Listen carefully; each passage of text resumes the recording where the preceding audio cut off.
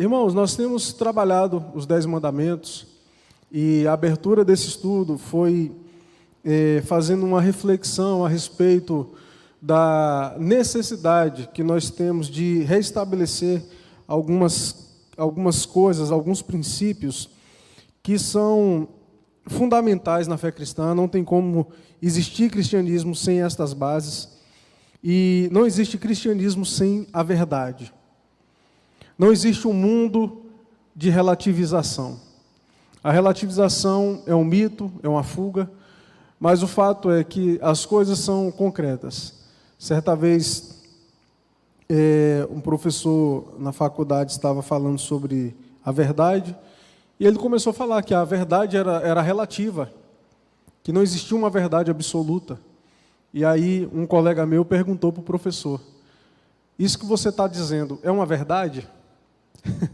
Porque se for, você está fazendo da sua afirmação a verdade absoluta. Quando você diz que a verdade não é absoluta, você está fazendo da sua afirmação a verdade absoluta. Então, queridos, não tem como a gente fugir da verdade.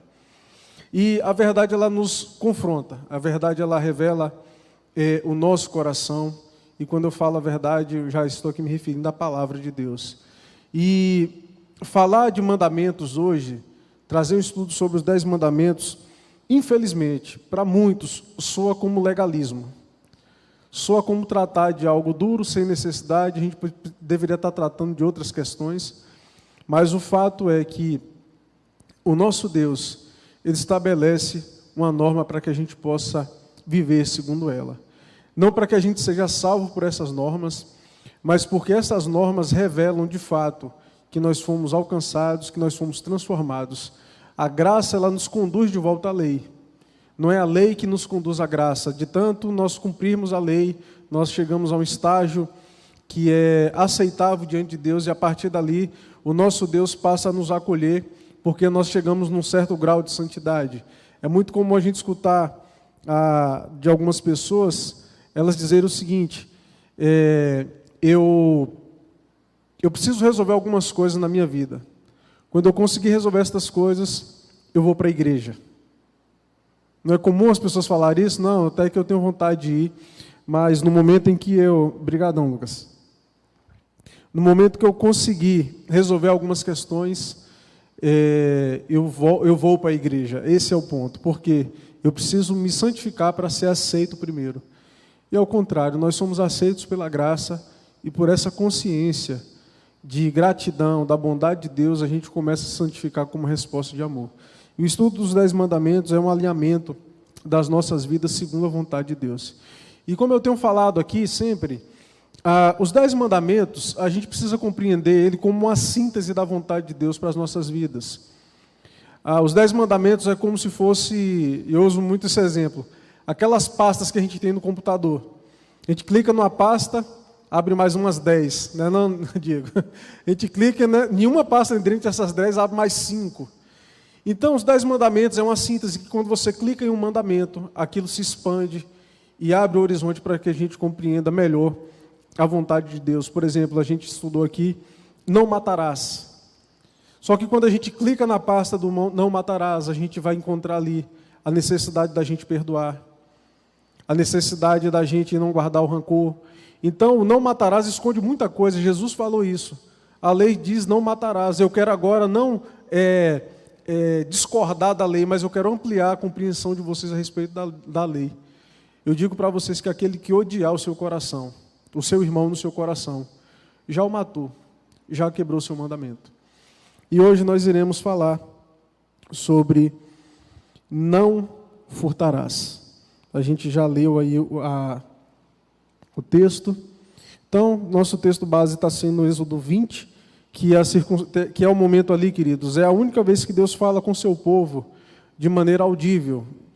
Deus, quando Ele fala com o seu povo, Ele entrega os 10 mandamentos. Quando termina, o povo está aterrorizado, porque é a primeira vez que o povo ouve a voz de Deus. Então, vamos ver algumas questões aqui que são fundamentais para a gente poder entender melhor esse mandamento. Então, primeiro a gente vai ver aqui a raiz da palavra, furtar.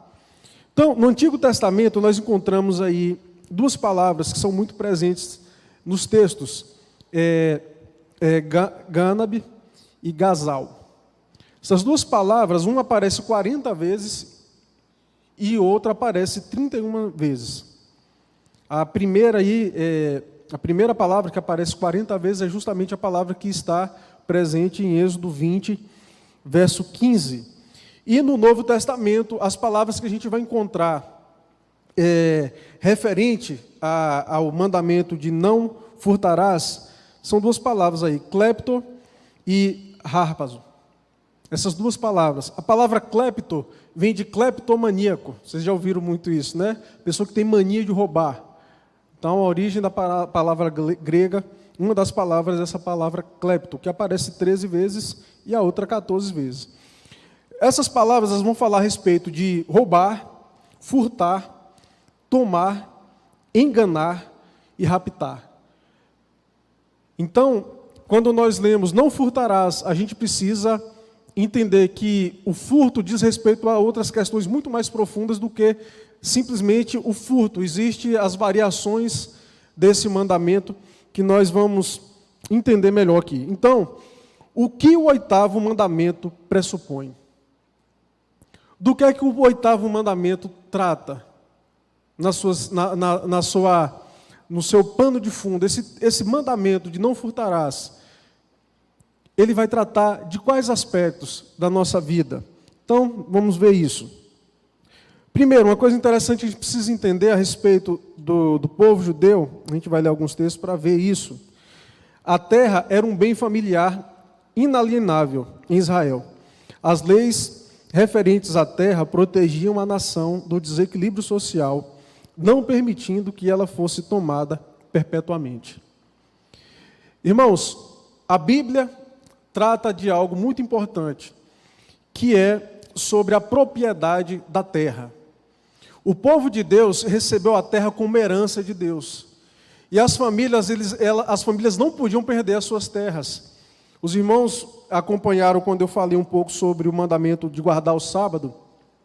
A gente estudou um pouco sobre o jubileu. Que o judeu ele trabalhava 6 dias, o 7º ele guardava.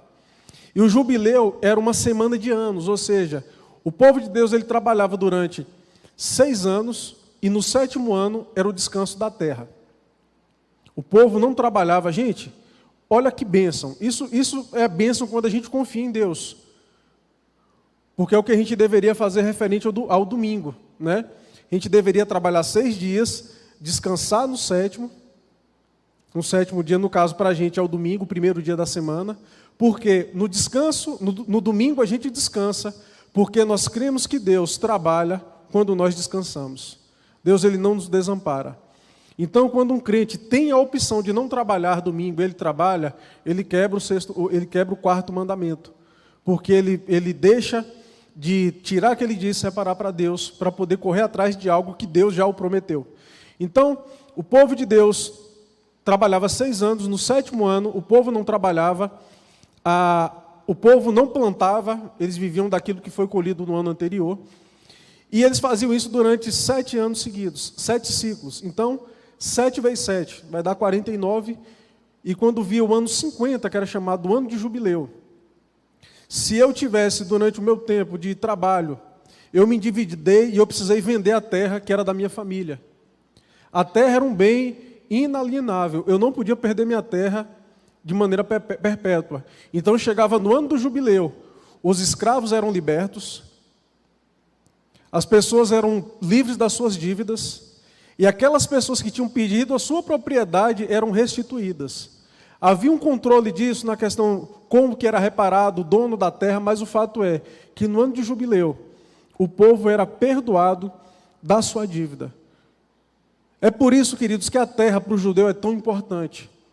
É por isso que o maior castigo que Deus deu a Israel foi tirar os judeus de dentro de Jerusalém e levar para a Babilônia. Então, para um judeu perder a terra deles, não ter terra, era algo assim, era a morte para eles. E algo que era pior para o judeu, era voltar para sua terra e ver sua terra dominada por inimigos. Como a gente vê no período de Jesus, o Império Romano controlando aquela região.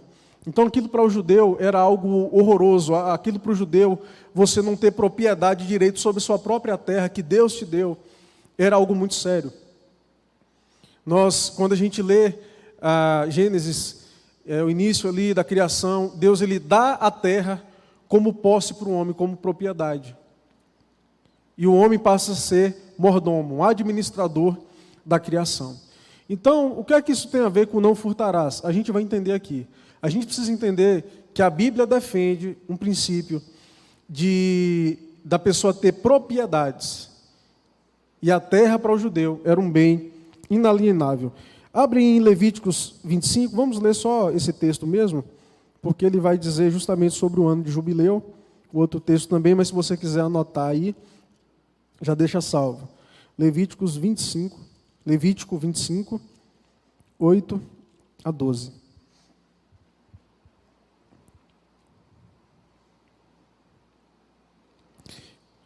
O ano do jubileu, contarás 7 semanas de anos, que foi o que eu expliquei. Dá 7 anos, eles contam um ciclo. Dá mais 7 anos, eles contam o segundo ciclo, e até completar 50 semanas de anos. 7 vezes 7 anos, de maneira que os dias das 7 semanas de anos te serão 49 anos. Então, no mês sétimo, ao 10 do mês, farás passar a trombeta vibrante do dia da expiação. Fareis passar a trombeta, e por toda a vossa terra. Santificarei o ano 50º, proclamareis liberdade na terra, e a todos os seus moradores. Ano de jubileu vos será. E tornareis cada um a sua possessão, e cada um a sua família. Esse aqui, cada um a sua família, porque alguns, por estarem endividados, passavam a ser escravos, mas no ano de jubileu ele era solto e voltava para a sua família. O ano 50º vos será jubileu, não semeareis, nem cegareis o que neles nascer de si mesmo, nem nele colhereis as uvas das vinhas não podadas, porque é jubileu, santo será para vós outros, o produto do campo comereis. Então, assim, o que nascer, vocês comem, mas vocês não vão plantar. Então, nós entendemos aqui como que funcionava o ano de jubileu. Era ali uma forma de manter o equilíbrio social para que não houvesse miséria no povo de Deus. Isso é bem diferente, gente, de socialismo, tá? Aqui o pobre ele era obrigado a trabalhar. Ele não recebia nada dessa maneira, mas assim, ele tinha um direito à terra justamente para que ele pudesse trabalhar na terra. Tá? Por isso que ele não podia perder a terra, porque a terra era o seu meio de sustento. Se ele perdesse a sua terra numa dívida, ele deveria ser reapropriado, ou a família dele, se ele morresse, os seus descendentes iriam ter direito na reapropriação da sua terra. Então aqui fala da terra. Agora, os bens. Em Êxodo 22, onde temos a aplicação dos 10 mandamentos aos relacionamentos sociais, a discussão da propriedade privada ocupa um lugar especial e amplia a nossa compreensão sobre o tema. Então, no capítulo 22 de Êxodo, a gente vai entender que não é só a terra que é um bem, que é uma posse, mas Deus começa a inserir aqui para tratar no nível social como as pessoas deveriam se relacionar com os bens uns dos outros. Então, abre em Êxodo capítulo 22, verso 1, 9. Então, interessante isso, porque a gente leu ali, não furtarás, no capítulo 20, verso 15, agora no capítulo 22 ele volta e começa agora a tratar do assunto de maneira mais específica. Êxodo 22, de 1 a 9. Se alguém furtar boi ou ovelha, e o abater ou vender por um boi, pagará 5 bois e 4 ovelhas por uma ovelha. Se um ladrão for achado arrombando uma casa e sendo ferido morrer, quem o feriu não será culpado do sangue. Se, porém, já havia sol, quando tal se deu, quem o feriu será culpado do sangue. Neste caso, o ladrão fará restituição total. Se não tiver com que pagar, será vendido por seu furto. Se aquilo que roubou for achado vivo em seu poder, seja boi, jumento ou ovelha, pagará o dobro. Então é interessante isso. Aqui está tratando justamente de quê, gente? De bens, de propriedades. E a pergunta é, por que é que o cara roubou um boi e tem que pagar 5? Por que é que ele roubou uma ovelha e ele tem que pagar 4? Alguém arrisca dizer? Por que a lei é dessa forma? E não olho por olho, dente por dente? Podem participar. Por um motivo, queridos. Aquilo era para desencorajar o ladrão. Não havia, gente, cadeia entre o povo de Israel. Não existia penitenciária. Então, se o camarada rouba, e aí ele foi pego, encontraram o furto, e ele só devolve, o que é que ele vai compreender? Compensa. Compensa, porque o máximo que eu vou fazer é ter que devolver o animal. E se eu abati, o máximo que eu vou ter que fazer é devolver um. Então a lei estabelecia, para que ele devolvesse 5 bois se ele roubasse um, é para que ele falasse, rapaz, roubar é prejuízo. Roubar não é algo lucrativo. Porque certamente eu vou ser pego. E se eu for pego, eu vou ter que devolver o animal em dobro. Então a lei se estabelece dessa forma justamente para desencorajar a não se apropriar do bem alheio. Esse é o motivo. E aí a continuação do capítulo, verso 5, né? Se alguém fizer pastar o seu animal num campo ou numa vinha, e o largar para comer em campo de outrem, pagará com o melhor do seu próprio campo e o melhor da sua própria vinha. Então, o dono continuaria se responsabilizando por aquilo que aconteceu. Então, até hoje é dessa forma. Né? Você violar o bem alheio é algo que você vai ter problema, né? Se a justiça acontecer da maneira correta. Eu lembro que eu, jogando bola quando era criança, chutei a bola, caiu, bateu no vidro da vizinha, quebrou. Aí eu escutei a vizinha xingando e tal. Aí eu falei, eita pai, quebrei o vidro da vizinha. Não, então você violou um bem alheio. Aí ficou com raiva, falou um monte de coisa comigo, quase deu uma surra. Aí ele trocou a janela da vizinha. Uma semana depois, eu e meu irmão treinando, a gente jogava faca em árvore para cravar a faca, né? Gente, eu joguei a vaca passou por cima do muro, quebrou o mesmo vidro. Uma semana depois. Meu pai falou, rapaz, não acredito que vocês fizeram um negócio desse, se peguem alguém. Aí na outra semana vai meu pai consertar de novo o vidro da vizinha. Então, nós temos responsabilidade com o bem alheio. E Deus, quando Ele dá essa lei, é justamente para a gente criar essa consequência. O que é seu, né? O que é do outro é do outro. A gente vai trabalhar, Deus não está estabelecendo aqui uma visão egoísta das nossas propriedades. A gente vai ver isso aqui mais na frente. Mas a Bíblia vai trazer isso de maneira muito clara. E é o seguinte, qual a conclusão dessa questão? A proibição do roubo pressupõe o direito à propriedade privada. Quando Deus diz não roubarás, Ele está ali estabelecendo o direito à propriedade privada. Tá? Então a gente precisa entender isso e não começar a confundir visões econômicas, políticas, com aquilo que Deus estabelece. Vamos ler alguns textos, só para a gente poder ver como a terra era tratada no Antigo Testamento. 2 Samuel 24, verso 22 e 24. Então disse Araúna a Davi, tome e ofereça o rei, meu senhor, o que bem lhe parecer. Eis aí os bois para o holocausto, e os trilhos, e a peiragem dos bois para a lenha. Tudo isto, ó rei, Araúna oferece ao rei. E ajuntou, queridos, eu estou com dificuldade de ler, viu? E ajuntou, que o Senhor teu Deus te seja propício.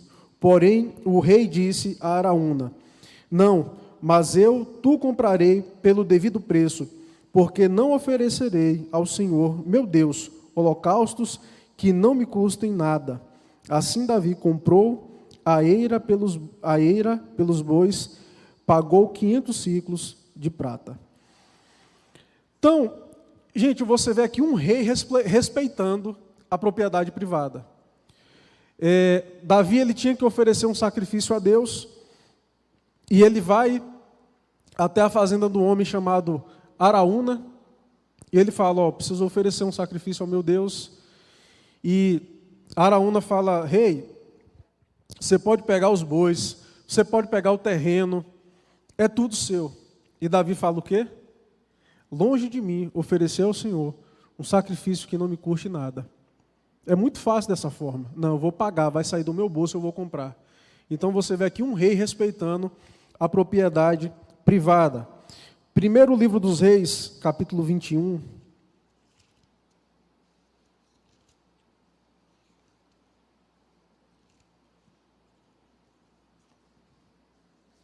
Eu não vou ler todos os textos, irmãos, porque os irmãos que quiserem tirar foto, acho que dá para depois conferir os textos.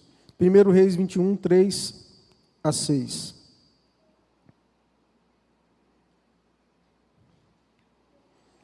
Porém, Nabote disse a Acabe, guarda-me o Senhor de que eu dê a herança de meu pai.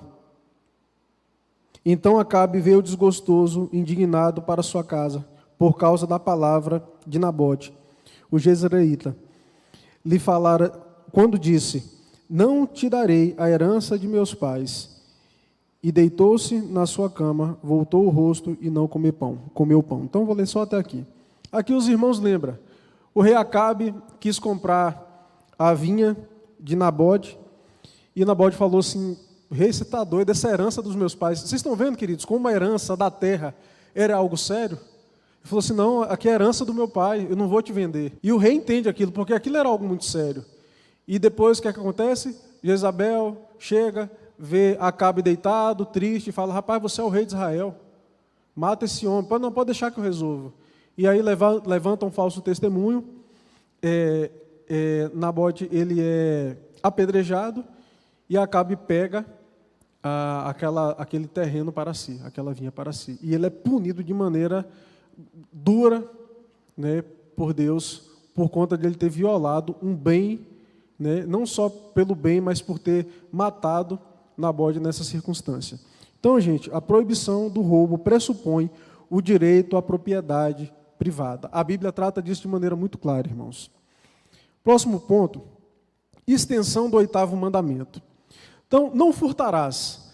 Mas assim, esse mandamento se desenvolve, ele se desenrola como? De maneira prática. Qual o tipo de furto que a Bíblia está tratando? E a gente vai ver isso aqui. Eu tenho lido para vocês o Catecismo Maior de Westminster, alguns capítulos. Os irmãos, já falei, procurem, tem isso em PDF, tá? A Confissão de Fé de Westminster, o Breve e o Catecismo Maior. Eu não estou colocando aqui porque tem muito texto, gente, mas é o seguinte, tem a pergunta, tá? Então a pergunta aí no caso, quais são os pecados proibidos no 8º mandamento? O Catecismo, ele vai dar a resposta, e embaixo ele vai dar assim, uns 20 textos bíblicos de referência, tá? Então, assim, isso foi bem elaborado, tá? Não é tirado da cabeça do homem. Isso aqui é fruto de estudo, então os irmãos procurem depois. Eu vou fazer o seguinte, eu vou pedir a secretária da igreja para enviar na linha de transmissão em PDF, tá bom? Que aí fica mais fácil. Então, a pergunta 142 do Catecismo Maior de Westminster faz a seguinte pergunta: quais são os pecados proibidos no 8º mandamento? A resposta é muito maior, eu tirei só uma parte dela. Os pecados proibidos no 8º mandamento, além da negligência dos deveres exigidos, são o furto, o roubo, o tráfico de seres humanos e a recepção de qualquer coisa furtada, as transações fraudulentas e os pesos e medidas falsos, a remoção de marcos de propriedade, a injustiça e a infidelidade em contratos entre homens ou em questões de confiabilidade. Então, vamos ver isso aqui de maneira mais específica. A quebra do 8º mandamento. Abra aí Êxodo, capítulo 21, 16.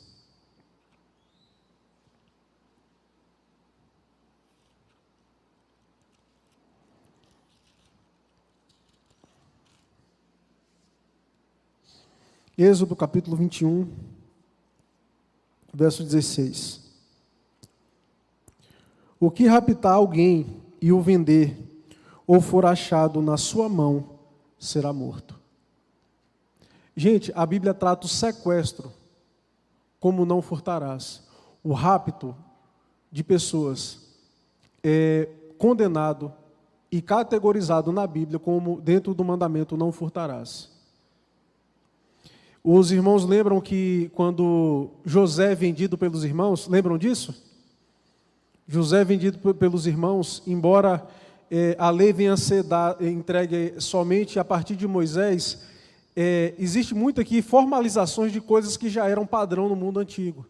Então, vender alguém dessa forma era algo terrível. E por isso os irmãos de José, eles ficam desesperados, porque eles colocaram o irmão dentro de uma cisterna, passa ali uma caravana, acha, pega ele, vende. Então, o irmão havia sido ali, né, raptado. Então, esse texto que a gente leu fala justamente do pecado do sequestro. A gente vê muito isso aqui. Às vezes, tem aquelas pessoas que ligam, né? Estou aqui com seu irmão, com sua filha, e pede para depositar dinheiro. Embora ali não haja um sequestro, a prática do sequestro é muito antiga, para que se tenha um resgate. Sequestro, se coloca ali um valor, a pessoa paga para ter a pessoa de volta. Isso é dentro da categoria dos crimes, do pecado de furto. Tá? Provérbios capítulo 10. O Deuteronômio 24 aí, gente, é a mesma situação. Tá? Provérbios capítulo 10, verso 2. Os tesouros da impiedade de nada aproveitam, mas a justiça livra da morte.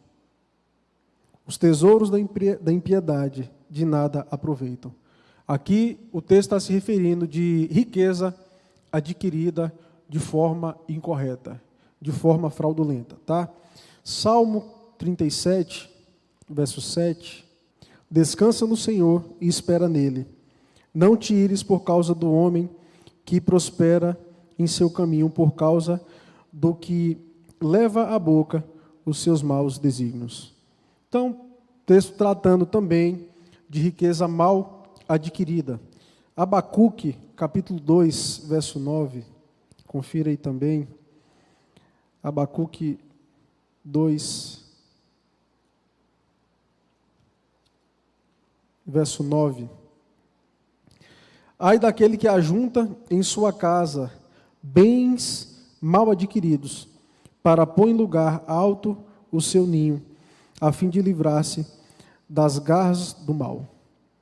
Então, aqui o texto está se referindo a pessoas que juntam riqueza para se colocar num lugar que ele se torne intocável pela justiça, intocável por qualquer meio que possa trazer repreensão e punição para os seus crimes. Então, a gente vê isso. Queridos, a gente acompanha a política do Brasil e é algo assim que entristece, nos causa repulsa, nos causa nojo. E é justamente isso, homens que conseguem o poder, e eles chegam num nível, num determinado patamar, em que ele se torna intocável. Ele tem todo mundo na mão. É um ministro que não pode ser impeachmentado porque quem poderia votar para botar ele para fora está na mão dele. Então, isso aqui está dentro dessa categoria de pecado. Malaquias 3, de 8 a 12. Roubará o homem a Deus? Todavia, vós me roubais e dizeis, em que te roubamos? Nós, nos dízimos e nas ofertas. Com maldição sois amaldiçoados, porque a mim me roubais, vós, a nação toda. Trazei todos os dízimos à casa do tesouro, para que haja mantimento na minha casa. E provai-me nisso, diz o Senhor dos Exércitos, se eu não vos abrir as janelas dos céus e não derramar sobre vós bênçãos sem medidas. Por vossa causa repreenderei o devorador, para que não vos consuma o fruto da terra. A vossa vide no campo não será estéril, diz o Senhor dos Exércitos. Todas as nações vos chamarão felizes, porque vós sereis uma terra deliciosa, diz o Senhor dos Exércitos.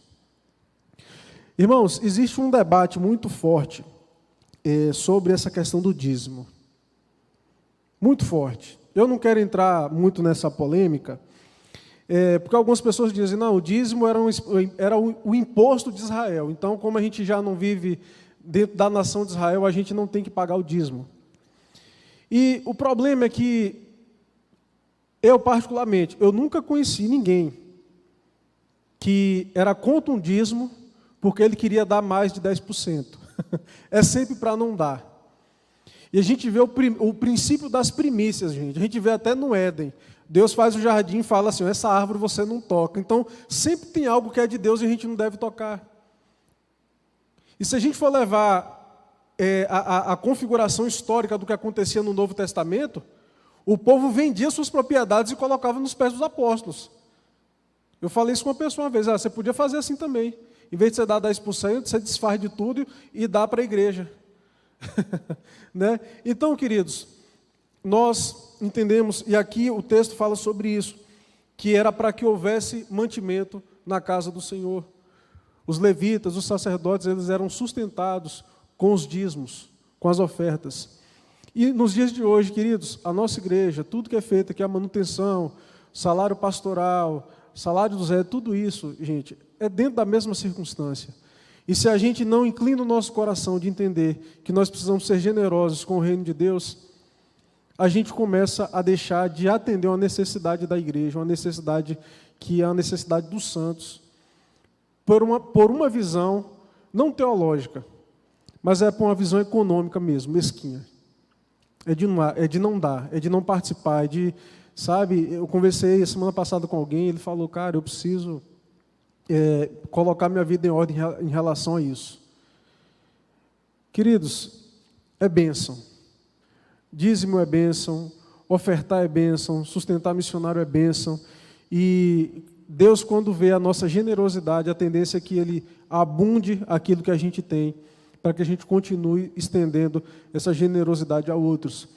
E você não ter essa sensibilidade para com o reino de Deus, é você administrar mal aquilo que Deus tem te dado. Isso é roubo. Isso é roubo. A gente vê que uma das questões uma das questões que são fundamentais dentro dessa visão dos mandamentos, por exemplo, não matarás. Por que é que o homem não pode matar? Porque não foi ele que deu a vida. Só Deus pode dar a vida. E só Deus pode tirar a vida. E o furto é a mesma coisa, queridos. Aquilo que a gente tem é Deus que nos dá. É fruto da bondade e da graça de Deus. E aquilo que a gente conquista por meios ilegais, a gente lê isso aqui o tempo todo. É um tesouro, é uma riqueza amaldiçoada, é uma riqueza que parece que não prospera, uma riqueza que parece que a coisa não rende. Mas vamos ler. Queridos, os textos são basicamente esses, então tem aqui uma síntese de todos os pecados que a gente encontrou nesses textos aqui. Pecados do 8º mandamento. Furto. Então, queridos, furtar é onde não há violência. Eu trabalhei como segurança de shopping durante um tempo, e havia roubo e havia furto. E era interessante como as pessoas, interessante, não é trágico como as pessoas desenvolvem técnicas para roubar. Existiam pessoas que entravam no shopping, irmãos, não era para roubar nada do shopping, mas era assim, a menina botava o celular do lado e levantava para pegar um sapato para experimentar. Aí o cara pegava, botava no bolso e saía. Certa vez ele tirou aquela eletrônica que aciona quando passa no alarme, né? E ele tirou, calçou uma sandália e ele começou a caminhar pelo canto da loja. E eu venho de longe, né? Aí eu peguei o chinelo dele com a mão, comecei a dar a volta pelo outro lado. Quando ele estava na porta para sair, eu botei a mão no peito dele. Eu falei, cara, tá aqui seu chinelo, segura porque aqui tem muito ladrão. Aí ele, obrigado, não vou levar não. Aí tirou o chinelo do pé, me deu e saiu. Então, gente, as artimanhas do homem, das pessoas para furtar é um negócio assim, que você fica olhando, cara, como é que o ser humano tem inteligência? Tem habilidade para fazer coisas assim. Tinha uns que faziam o seguinte, irmãos, só para vocês entenderem o nível das coisas que aconteciam. Eram 2, 3 andares, se eu não me engano, e a gente não seguia as pessoas, a gente só podia abordar se a pessoa saísse da loja. E às vezes eles estavam no primeiro piso, roubava alguma coisa, colocava dentro da mochila, da bolsa, e aí a gente não descia para acompanhar, a gente avisava para o segurança de baixo, né? E aí falava, ó, o menino, calça jeans, jaqueta vermelha, furtou aqui um tênis, está descendo aí. E aí a gente fica ali no pé da escada esperando descer um menino de calça jeans e jaqueta vermelha. Falei, rapaz, não desceu não. Desceu, rapaz. Desceu agora aí. Gente, de um piso para o outro, no meio da escada rolante, eles tiravam a jaqueta, enfiavam na mochila, colocavam nas costas, e eles desciam lá, só com a blusa, às vezes estava com uma camiseta preta, e a gente procurando alguém com a jaqueta vermelha. E a jaqueta já estava dentro da mochila e já tinha ido embora. E isso acontecia constantemente. Isso é furto. Não houve agressão, não houve ameaça, mas o roubo, né, já é a pessoa chegar, colocar a arma. Essa semana, um colega meu estava me falando que alguém conhecido nosso, o seu Marcelo, pai do Felipe, voltando de São Paulo, semana passada, naquelas motos estradeiras, né? Ele e um colega, 2 homens fecharam eles com o carro, botaram a arma na cabeça, levaram as motos. O sinal abriu, foram embora, e eles em São Paulo, passando por uma situação dessa. Então, isso é roubo. Assalto, mão armada. Eu não vou nem falar demais, que a gente tem advogado aqui, para não falar os trem errados, né, Cássia? Mas vamos lá. Receptação de furto, Efésios 5:11 vai falar disso. Negociação fraudulenta. Negócio fraudulento, isso aqui é algo que está dentro dos textos. Pesos e medidas falsas. Remover marcos de propriedade, isso acontecia muito na época dos coronéis. O nego chegar e mudar a marcação da terra, comer mais 3 metros de terreno para se apropriar. E sonegar o dízimo ao Senhor. Então, a gente tem, queridos, uma péssima cultura no nosso país de ganhar vantagem em tudo. Tudo a gente quer, a gente é mestre em fazer falcatrua. A gente, assim, brasileiro de forma geral, né? Vocês não fazem isso, não. Mas, como que a gente tem feito negócios? Isso entra aqui em negócios fraudulentos. Estava conversando com o Vilmar, depois de muito esforço, aí, Tamires, aí, quase mais de um ano juntando dinheiro para comprar um carro. Sarinha nasceu e aí a gente, né, precisa de um carrinho maior. E quando eu fui vender meu carro, eu sempre tive essa preocupação. Porque, gente, lidar com isso é chato. Você comprar um carro que você não sabe a procedência, você não sabe qual o problema que tem.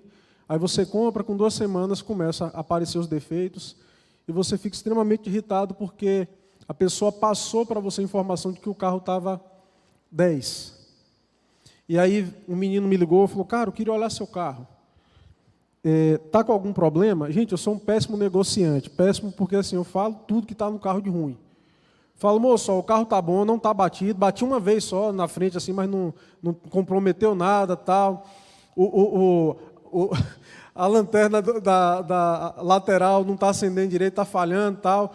Gente, eu depreciei meu carro praticamente. Falei, cara, faz o seguinte, vem ver meu carro, que aí você olha tudo que tem, os arranhões e tal. Aí ele entrou e falou, não, rapaz, carro de 2008 é assim mesmo, né? Sempre tem umas coisinhas e tal. Aí falou, cara, o carro tá bom? Eu falei, cara, o carro tá bom. Falou assim, ó, o probleminha que tem é o seguinte, essa roda esquerda aqui, quando a gente roda muito tempo com ela começa a fazer um barulho assim estranho, sabe? Mas eu acho que é porque eu preciso balancear, alinhar. E aí ele falou, aí ele conversou comigo e falou, cara, eu gostei de você, rapaz. Você fala logo os defeitos, tudo que está no carro. E aí ele deu uma volta comigo, né? Ele falou, o barulho é esse, né? Eu falei, não apareceu ainda não, o barulho é outro. E eu no meu coração falei, velho, esse cara não vai comprar meu carro. Não vai comprar meu carro. Gente, mas eu sabia que tinha um defeito ali. E foi um defeito que tinha quando eu comprei. E quem me vendeu não falou. Eu fiquei com muita raiva daquilo. Graças a Deus consegui vender o carro. Perdi uns R$1.000, né? na conta, mas assim, falei, Deus, o Senhor vai me abençoar. E graças a Deus, ontem fiquei de sair daqui 6 horas da manhã para ir para Brasília. Eu, Fabrício e meu sogro. E aí, 4 horas da tarde, a gente conseguiu resolver, consegui comprar um carro. E eu olho e falo, Deus, foi um milagre. Gente, não está achando carro, o carro está caro, subiu demais. Eu não estou dizendo que Deus me deu porque eu sou bonzinho, não. Mas eu falo, Deus, a gente tem que fazer as coisas sérias, porque assim, o Senhor exige isso da gente. Na hora de fazer a transferência do carro, o cara falou, rapaz, se você quiser botar o valor a menos aí na hora da declaração do imposto de renda, e aí, o que é que a gente faz, gente? A gente põe um valor a menos do carro, se a gente comprou por outro preço? Isso é roubo. Eu falei, não, cara, pode botar os 40. Aí ele olhou assim, meio estranho, né? Aí botou os 40 e tal. E, gente, um cara honesto, porque assim, ele foi muito justo comigo na venda do carro, tudo, sabe? Mas para poder me abençoar, ele falou, cara, quer que eu pode botar o valor a menos, viu? Não ligo, não. Eu falei, não, cara, vou botar o valor normal mesmo. Mas a gente se pega, às vezes, queridos, sendo desonesto em pequenas coisas. Você vender algo além do preço que aquilo vale é roubo. Você não ser leal na venda, você não ser leal. Uma vez, um homem chegou para Lutero, se eu não me engano, e ele falou, Lutero, eu me converti e eu quero saber como que eu posso servir a Deus? E aquele homem era um sapateiro. Como que eu posso servir a Deus? E Lutero disse o seguinte, ou foi Calvino, não me lembro. Foi Lutero, né? Lutero falou o seguinte, faça os melhores sapatos que você puder e venda pelo preço mais justo que você puder. Irmãos, o que a gente viu na pandemia, no início da pandemia, revela o caráter do brasileiro. As coisas quadruplicaram o valor. Gente querendo ganhar dinheiro. Gente, ganhar dinheiro não é pecado não, mas você ganhar dinheiro em cima de uma necessidade, em cima de uma pandemia. Pessoas fazendo aquela compra absurda para poder vender, às vezes, na porta da sua casa, aquilo num valor astronômico, porque sabe que o mercado está em falta. Gente, isso é pecado. É pecado, isso é furto. Crente que empresta dinheiro a juros, que ganha vida, sabe, em cima do sofrimento de uma pessoa. A pessoa está desesperada, não sabe o que faz.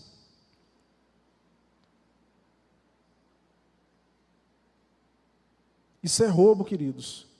Isso é pecado. E Deus trata isso com muita seriedade. Então, a gente vai ver aqui os aspectos positivos do mandamento. Como assim o aspecto positivo? Quando fala não furtarás, a gente viu até agora o que a gente não deve fazer. Não é verdade? A gente viu o que a gente não pode fazer, mas agora a gente vai entender o que a gente tem que fazer. Eu inverti a pergunta, tá? Eu fiz a pergunta 142 e agora eu estou fazendo a 141 por causa da ordem mesmo do estudo aqui que eu estruturei. Mas, catecismo maior mais uma vez. Quais são os deveres exigidos do 8º mandamento? Os deveres exigidos no 8º mandamento são a verdade, a fidelidade, a justiça nos contratos e no comércio entre os homens, dando a cada um o que lhe é devido, a restituição de bens ilicitamente tirados dos seus legítimos donos, a doação e a concessão de empréstimos livremente conforme as nossas forças e as necessidades de outrem. Então, irmãos, uma das coisas que nós precisamos entender na nossa vida cristã é que quando o mandamento ele é proibitivo, existe, por outro lado, um incentivo para que você faça o contrário. Não matarás. E a gente vai ver o texto. Se você, se possível, dê comida ao teu inimigo. Perdoe quem te persegue. Então você vai ver que o mandamento não só restringe, mas ele nos exorta a praticar o bem. Os mandamentos, eles têm essa intenção de frear a maldade do nosso coração, mas ao mesmo tempo nos exortar à prática do bem. Vamos olhar aqui. Cumprindo o 8º mandamento. Romanos 13, 6, 7, diz assim: por esse motivo também pagais tributos, porque são ministros de Deus, atendendo constantemente a este serviço. Pagai todos o que lhe é devido, a quem tributo, tributo, a quem imposto, imposto, a quem respeito, respeito, a quem honra, honra. Então, queridos, crente tem que pagar os seus tributos. Crente precisa ser fiel nisso. Quando a gente está insatisfeito com o valor das coisas, o valor dos impostos, a gente tem um meio legal para isso. A gente precisa saber votar, a gente precisa saber cobrar. A sociedade brasileira precisa aprender a boicotar, falar assim, cara, então vou deixar de usar esse serviço, para que as coisas se ajustem e sejam alinhadas da maneira correta. Mas a maior justificativa que a gente vê é isso. Rapaz, os nossos impostos nos forçam a agir fora da legalidade. Só que a gente tem um meio legal para poder resolver essas questões. É difícil, a nossa sociedade brasileira é uma sociedade que não aprendeu a cobrar político, e a gente sofre muito por causa do nosso próprio comportamento. Mas o Romanos 13, 6 a 7, fala sobre isso, foi o que Jesus disse também, né? Dai a César o que é de César. 1 Timóteo 5, 6. Entretanto, a quem se entrega aos prazeres mesmo viva está morta. Aí, a partir do 7 aqui que a gente vai ver. Prescreve, pois, estas coisas para que sejais irrepreensíveis. Ora, se alguém não tem cuidado dos seus, especialmente dos da própria casa, tem negado a fé e é pior do que os descrentes. Que o texto está dizendo é que nós precisamos usar os nossos bens para poder cuidar dos de dentro de casa. Para a fé, para a nossa fé, é feio a gente percebe que alguma família está passando dificuldade porque o pai daquela casa, a mãe daquela casa, ela se importa muito mais com aspectos externos do que com a própria família. E quando a gente não cuida de dentro de casa, a gente é pior do que o ímpio. Então a gente precisa usar os nossos recursos de maneira responsável. E aí o capítulo 6, 17 a 19.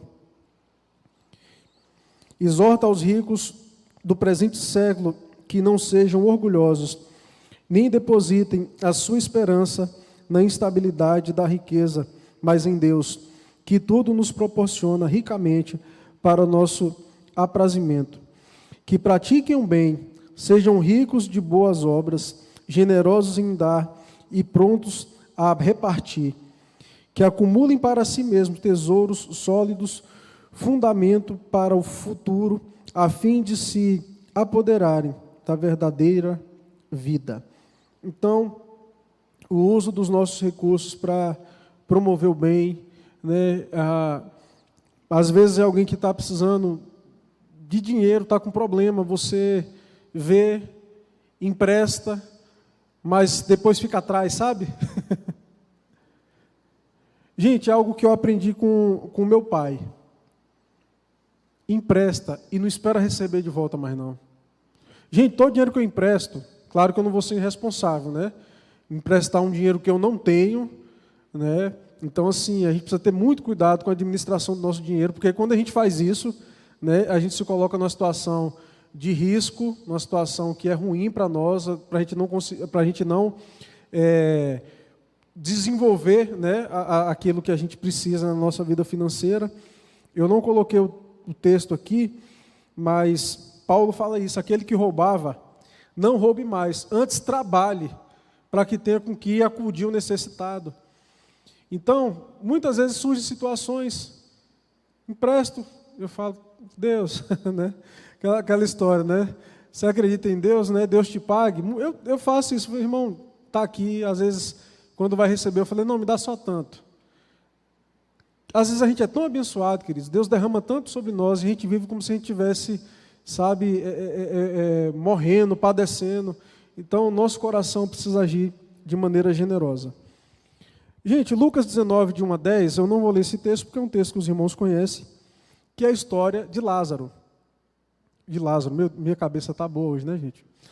Zaqueu, história de Zaqueu. Zaqueu é um publicano, e, gente, ser um publicano, um cobrador de impostos naquela época, era sinônimo de roubar, porque eles eram homens que tinham muitos bens, muitas propriedades, e eles tiravam o lucro deles cobrando de maneira excessiva do seu próprio povo. É por isso que os coletores de impostos eles eram odiados pelo povo judeu, porque ele trabalhava para o Império Romano e ainda roubava dos seus compatriotas.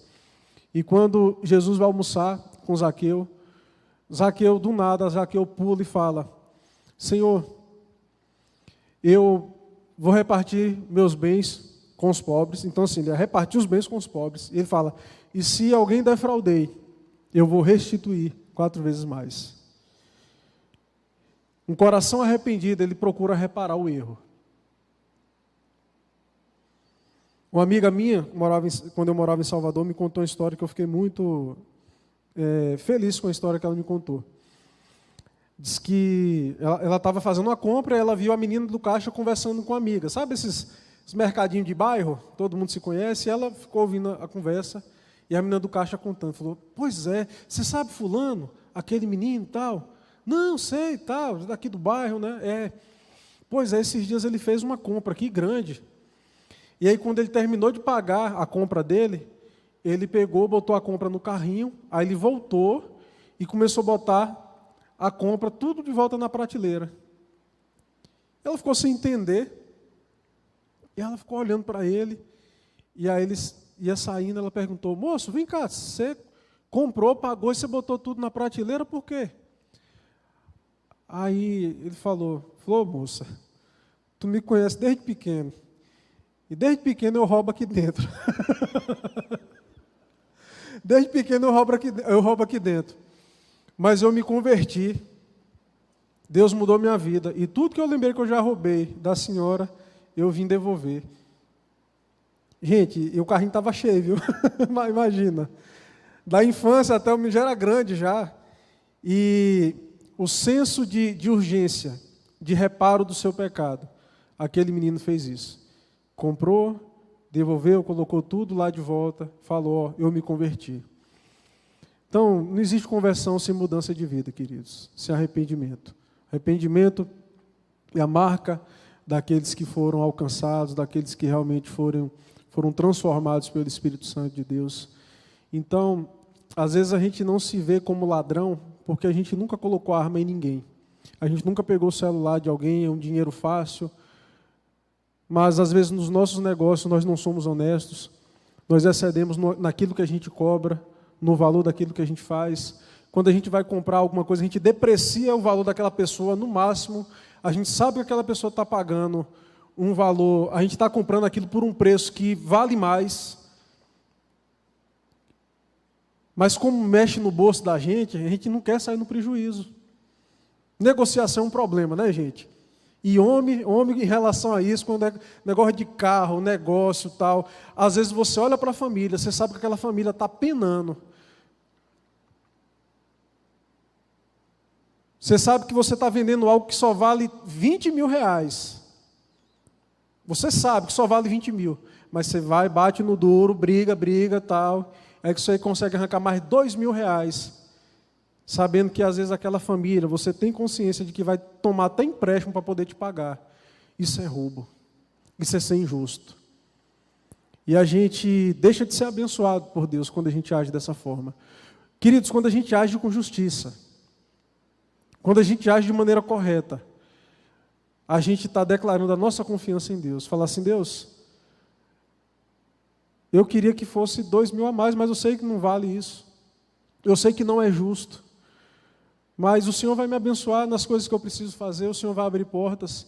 A gente precisa ter essa convicção, queridos, porque, no fundo, quando a gente é injusto, é porque a gente acredita que a gente precisa demais daquele dinheiro, que a gente não pode perder aquilo, que a gente vai sair prejudicado. E Paulo, escrevendo a carta aos Coríntios, ele fala, vocês precisam aprender a sofrer o dano. Às vezes é melhor, queridos, a gente às vezes sair no prejuízo, do que tentar a todo custo querer algo que a gente julga ser correto, julga ser propriedade nossa, embora a gente tenha esse respaldo bíblico, mas a gente precisa ter muito cuidado com essas questões. Eu queria encerrar citando justamente, dentro desse assunto, o caso do julgamento de Salomão, quando aparece ali duas mulheres, duas prostitutas, uma dormiu sobre o filho morreu, e na madrugada ela tira o menino da mulher, fica com ele, começam ali uma discussão, e a mãe do menino, ela procura resolver aquela coisa de maneira legal. Certamente conversou, mostrou, aqui meu filho, ó, tem uma manchinha aqui na perna, sei lá, levou para o rei. E aí Salomão falou, ó, vou resolver esse problema fácil, eu vou cortar o menino no meio, cada um leva uma banda para casa e está tudo certo. Então, naquele momento, a mãe do menino fala, opa, deixa quieto, então deixa, pode levar, e a outra, não, pode cortar o menino no meio, quer resolver assim, a gente resolve. Porque aquela mulher entendeu que o direito dela tinha um limite, que se ela fosse buscar o direito dela até o fim, ela se prejudicaria. Então, irmãos, às vezes o nosso direito pode colocar em risco o nosso testemunho, a harmonia dentro de casa, pode colocar a nossa família numa situação de pressão. E no momento em que Salomão vem aqui, ele fala, não, agora eu sei quem é a mãe do menino. E entrega o menino para a mãe verdadeira. Mas o fato é que a gente precisa entender, queridos, que nós não podemos fazer aquilo que nós não gostaríamos que fizesse conosco. Nós não podemos lesar uma pessoa de uma forma que a gente não gostasse que a gente não gostaria que acontecesse conosco. Então, que a gente tenha justiça nos nossos comércios, nas nossas transações, na nossa palavra, e que Deus use as nossas vidas para promover o bem, para promover bênção na vida dos santos, e que a gente tire um pouco do nosso olhar, do nosso umbigo, e comece a entender que nós somos administradores do Senhor. Nós somos administradores de Deus e Ele quer que a gente use os nossos recursos da forma correta.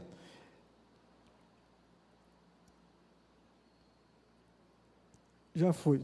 Vou ler uma frase aqui, eu tinha colocado no último slide aqui. A má mordomia resulta em nada menos do que reter de Deus aquilo que lhe pertence. Mordomia que é administração. A má mordomia resulta em nada menos do que reter de Deus aquilo que lhe pertence.